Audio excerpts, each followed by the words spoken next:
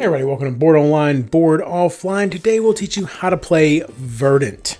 Verdant is a game for 1 to 5 players, considered best at 2 to 3 by Board Game Geek users. Plays in 30 to 45 minutes, is recommended for ages 10 and up, and the Board Game Geek community agrees with that recommendation. And BGG gives it a complexity rating of 2.04 out of 5. Now, before we teach you how to play Verdant, I do want to mention our sponsor, StoneValleyGames.com. This is a fantastic, friendly, distant game store where you can find just about anything you're looking for. They've got board games, card games, war games, RPGs. Like I said, everything that you might want for your tabletop itch, they have it.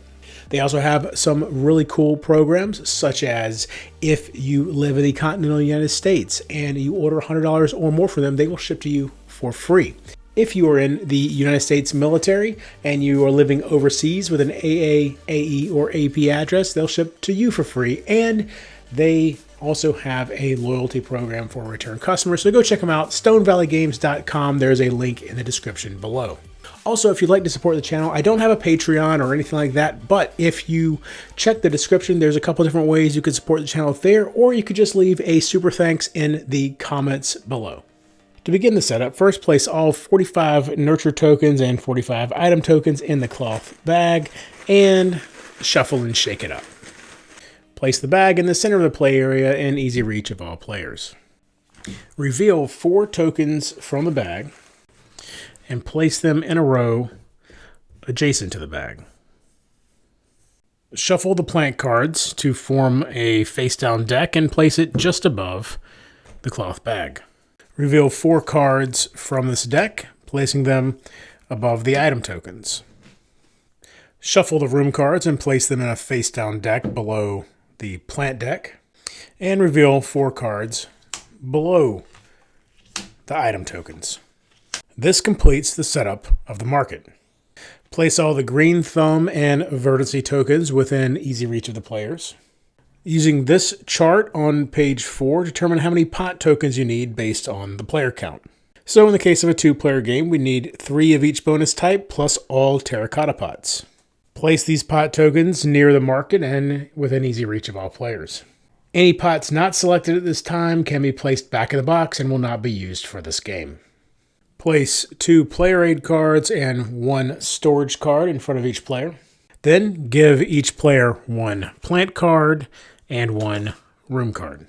The player with the highest verdancy requirement on their plant card is the starting player. If there's a tie, then the player with the first plant in alphabetical order is the starting player.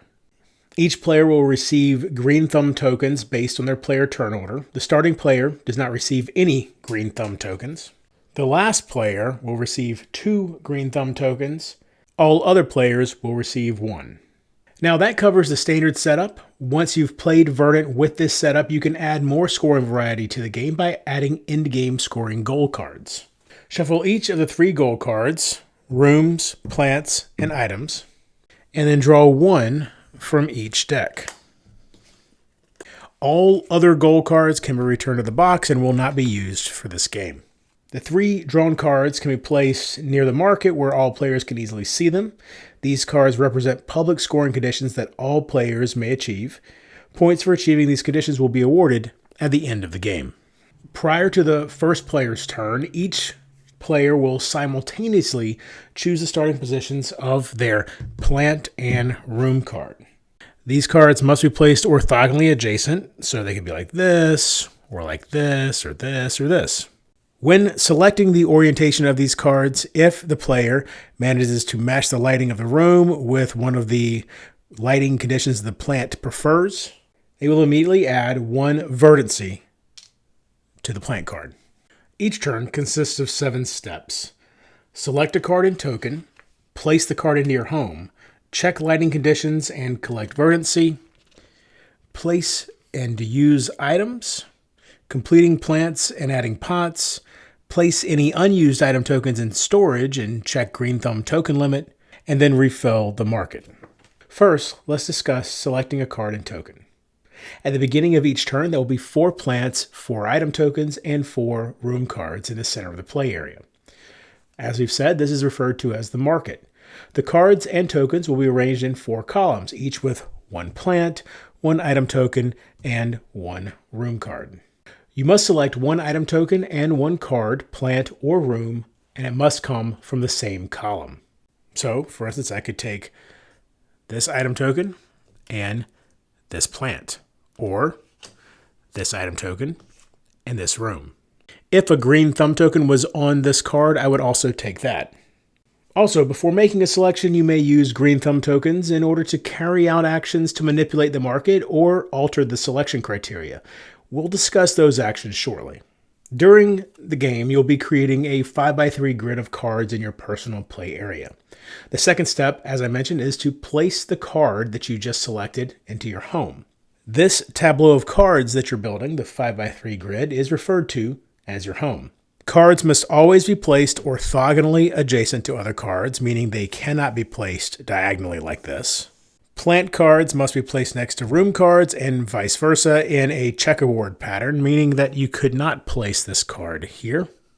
Cards may not be placed outside of the 5x3 grid, so for instance, I could not place this plant card here because now we're at 6 across, and instead it could be placed maybe here, or something like that. Cards may not be rotated from their upright position. Once a card is placed, it may not be moved during a later turn. Cards are not required to match the lighting condition or room color. The third step after you've placed your card is to check lighting conditions and collect verdancy. As you place both plant and room cards, you'll be trying to place them in locations that have favorable lighting conditions to add verdancy to complete them. Plants could prefer anywhere from 1, 2, or 3 different lighting conditions. The edge of every room has a different lighting condition listed. If there's a match between the lighting condition of the edge of the room and any of the preferred lighting conditions of the plant it's placed next to, then 1 verdancy is added to the plant. These small verdancy tokens count as 1 verdancy. If you manage to get your 3rd verdancy, you can use the larger token, which counts as 3. If multiple card edge connections are created by the placement of a card like this, then all edges are checked for matches. In this case, this card would get a verdancy, and so would this one. It doesn't matter which order you place plant cards and room cards, because anytime a match is made, you will collect the verdancy. The 4th step is to place or use items. You may choose to place furniture and pet item tokens into your home, or spend nurture item tokens to carry out nurture actions. You may place or spend the token you just obtained, or one from your storage, or both. Furniture or pet item tokens can be placed onto any room card that has an open space. However, only 1 token may be placed on each room card, and the token and color type does not need to match the room type. The 5th step is completing plants and adding pots. Whenever you complete a plant by adding the total number of verdancy that it requires, you will immediately remove all verdancy tokens from the card and pot the plant by adding the highest value pot remaining in the pot supply. If no bonus pot tokens remain in the supply, you will take a terracotta pot instead. Pot tokens are placed over the pot depicted on the card to signify the plant completion. Completed plants no longer receive any verdancy from either light condition matching or nurture item token actions. The 6th step is to place any unused item tokens in storage and check on the green thumb token limit. You may choose to store a single item token on your storage card for use on a later turn. The storage card only has space for 1 item token, so any additional item tokens that you cannot play or choose not to play will be discarded. You may hold a maximum of 5 green thumb tokens from one turn to the next.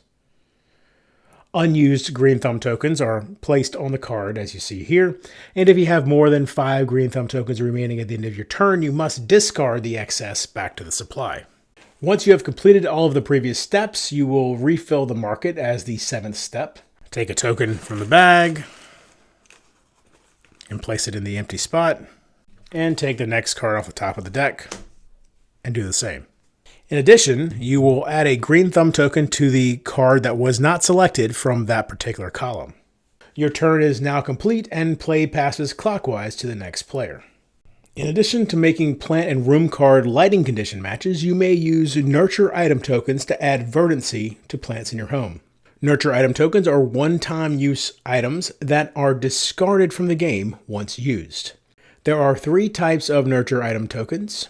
Each adds verdancy to your plants in a unique way. We have fertilizer, hand trowel, and watering can.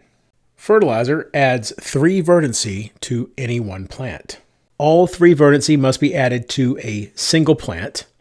If the plant will be completed with fewer than 3 verdancy, then the remaining verdancy is not added and is lost. The hand trowel adds 1 verdancy to up to 3 different plants. You may add verdancy to any 3 plants, but you may not add more than 1 verdancy to a single plant. If a home has fewer than 3 incomplete plants, then any remaining verdancy is lost. The watering can lets you add 1 verdancy to all plants surrounding a single room. You must choose which room you wish to use the watering can from and add 1 verdancy to any incomplete plants surrounding it.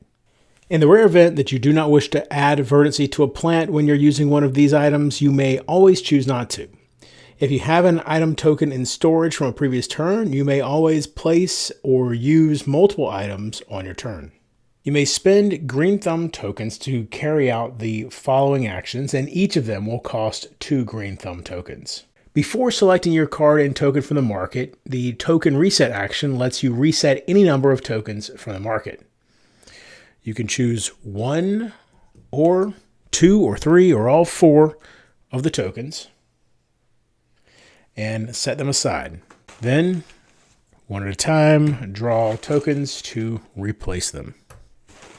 When replacing them in this way, you must start on the left side and work your way to the right. Then return the tokens you set aside to the bag. The next green thumb action is the card reset action. Before selecting your card and token from the market, you can reset any number of cards with no green thumb tokens on them. You'll follow the same refill rules as the tokens, but any cards that are reset are placed at the bottom of their decks instead of shuffled back in. The next green thumb action is the ignore selection restrictions action.